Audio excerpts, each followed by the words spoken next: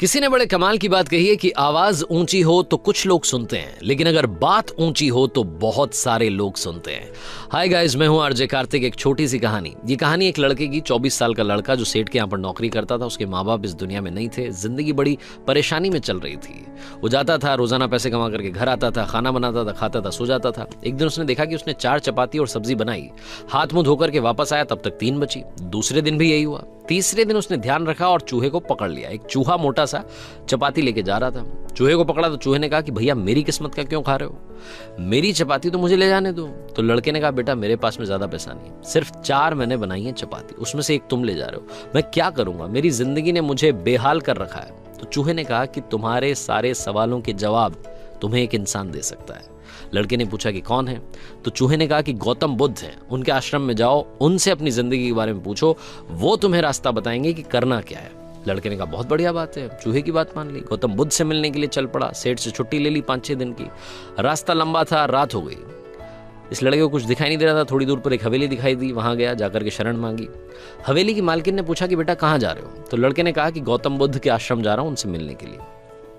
तो मालकिन ने कहा कि बहुत बढ़िया जगह जा रहे हो, गौतम बुद्ध से हमारे एक सवाल का जवाब लेकर के आना, अगर वो सवाल का जवाब दे दें। तो लड़के ने कहा जरूर, आपका सवाल पूछूंगा, बताइए। तो हवेली की मालकिन ने कहा कि बेटा मेरी 20 साल की बेटी है, जो 20 सालों से एक शब्द नहीं बोली है, बोल नहीं सकती है। बस उनसे पूछ लेना कि ये बेटी कब बोलेगी। ये बोलते बोलते उनकी आंखों में आंसू आ गए। लड़के ने कहा माता जी आप परेशान मत हो, मैं जाऊंगा और आपके सवाल का जवाब जरूर लेकर आऊंगा। लड़का अगले दिन चल पड़ा। रास्ता बहुत ज्यादा लंबा था। रास्ते में उसे बड़े बड़े पहाड़ मिले, ऊंचे ऊंचे पहाड़, बर्फ वाले पहाड़। उसे समझ नहीं आ रहा था कि कैसे पार करूंगा, बड़ी देर हो जाएगी। तभी उसे एक जादूगर दिखाई दिया जो वहां बैठ करके तपस्या कर रहा था। जादूगर के पास गया, उससे बोला कि मुझे गौतम बुद्ध से मिलने के लिए जाना है, रास्ता तो बहुत ही परेशानी वाला लग रहा है, कैसे मैं पार करूंगा? तो जादूगर ने कहा कि गौतम बुद्ध से मिलने जा रहे हो, मेरे एक सवाल का जवाब लेकर के आ जाना, तुम्हें फटाफट से पार करा दूंगा। लड़के ने कहा आपका सवाल बताओ। तो जादूगर ने कहा कि 1000 सालों से यहां पर इसी पहाड़ पर तपस्या कर रहा हूं स्वर्ग जाने के लिए, मुझे समझ नहीं आ रहा कि स्वर्ग कब जाऊंगा। तो लड़के ने कहा ठीक है, आपके सवाल का जवाब लेकर के आते हैं। जादूगर ने छड़ी घुमाई, लड़के को पहाड़ पार करा दिए।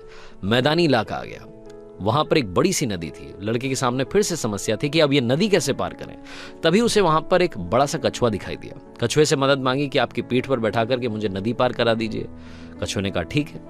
जब नदी पार कर रहे थे तो कछुए ने पूछा कि कहाँ जा रहे हो? तो लड़के ने कहा गौतम बुद्ध से मिलने जा रहा हूँ। कछुए ने कहा वाह यार, बड़ी अच्छी जगह जा रहे हो, एक काम करना मेरे सवाल का जवाब ले आना। तो लड़के ने कहा कि आपका भी सवाल बताइए। तो कछुए ने अपना सवाल बताया कि मैं बड़े टाइम से 500 सालों से इसी नदी में हूं और ड्रैगन बनने की कोशिश कर रहा हूं, ड्रैगन कब बनूंगा ये बस पूछ करके आ जाना। लड़के ने कहा ठीक है। लड़का पहुंचा आश्रम में, गौतम बुद्ध के पास। प्रवचन चल रहा था, प्रवचन खत्म हुआ। गौतम बुद्ध ने कहा कि हर कोई मुझसे सवाल पूछ सकता है, लेकिन सिर्फ 3 सवालों के जवाब दिए जाएंगे। अब लड़के के सामने समस्या थी कि किसके सवाल को ड्रॉप करें, किसका सवाल छोड़ें और किसका पूछें। लड़के ने सोचना शुरू किया। सबसे पहले हवेली की मालकिन नजर में आई, ध्यान में आई, तो उसे लगा कि वो तो अपनी बेटी का इलाज कराना चाह रही है, उनकी बेटी बोल नहीं रही है, उनकी आंखों में आंसू थे, उनका सवाल पूछना जरूरी है। दूसरी जो तस्वीर उसके दिमाग में आई, नजर में आई, वो आई जादूगर की। जादूगर 1000 साल से वहां तपस्या कर रहा है बर्फ के पहाड़ में।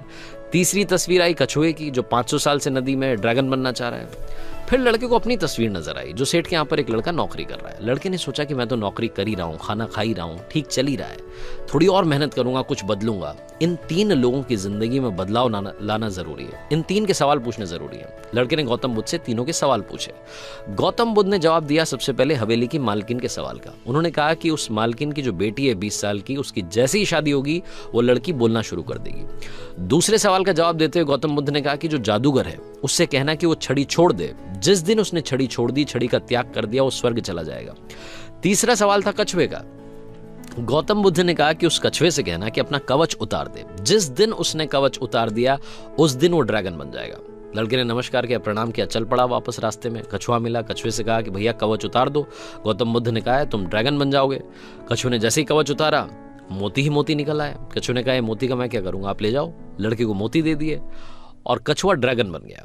थोड़ा आगे चला तो जादूगर मिला। जादूगर को जाकर के कहा कि भैया आपको छड़ी छोड़नी पड़ेगी, तभी आप स्वर्ग जा पाओगे। जादूगर ने कहा ये लो छड़ी छोड़ दी, ये छड़ी तुम रख लो, मैं स्वर्ग चला जाऊंगा। जादूगर स्वर्ग चला गया। और अब आई बारी तीसरे सवाल की। ये पहुंचा उस हवेली में जहां मालकिन ने सवाल भेजा था। मालकिन से जाकर के बोला कि मालकिन आपका जो सवाल था उसको जवाब मिल गया है, आपकी 20 साल की बेटी की जिस दिन शादी हो जाएगी उस दिन ही बोलना शुरू कर देगी। उन्होंने कहा क्या बात है, तो देर कैसी, मेरे सामने ही तो दूल्हा बैठा है। तुमसे बढ़िया लड़का कौन हो सकता है। लड़की को बुलाया गया, लड़के ने लड़की को देखा, लड़की ने लड़के को देखा, शादी करा दी गई। और जैसे ही शादी हुई, लड़की ने पहली बात बोली कि आप तो वही हो जो उस दिन रात में हमारे यहाँ आकर के रुके थे। लड़की ने बोलना शुरू कर दिया। लड़के के पास में जिंदगी में पैसा आ गया, क्योंकि मोती मोती आ गए, जादूगर की छड़ी आ गई, ताकत आ गई, और शादी भी हो गई। लड़के की जिंदगी सेटल हो गई, सिर्फ इसलिए क्योंकि उसने अपने सवाल का त्याग कर दिया था। इस दुनिया में जो जहाज होता है जब किनारे पर होता है तो सुरक्षित होता है, सबसे ज्यादा सेफ होता है, लेकिन उसे दूसरे किनारे पर जाने के लिए इस किनारे का त्याग करना पड़ता है, लहरों से भिड़ना पड़ता है, मुकाबला करना पड़ता है। इस लड़के ने जब तक अपना सवाल नहीं छोड़ा था, इसको जवाब नहीं मिले थे। ये छोटी सी कहानी लाइफ में बहुत बड़ी बात सिखाती है। अगर आप कुछ कमाल करना चाहते हैं तो त्याग कीजिए उन बुरी आदतों का, आलस्य का। सुबह जल्दी उठना शुरू कीजिए, अपनी लाइफ में जो बैड हैबिट्स हैं उन्हें हटाइए, तभी जाकर के आप कमाल कर पाएंगे। आरजे कार्तिक एक बार फिर आपसे कहेगा, कर दिखाइए कुछ ऐसा कि दुनिया करना चाहे आपके जैसा। हर सोमवार सुबह 9:30 बजे मेरे चैनल पर देखिए एक नई कहानी।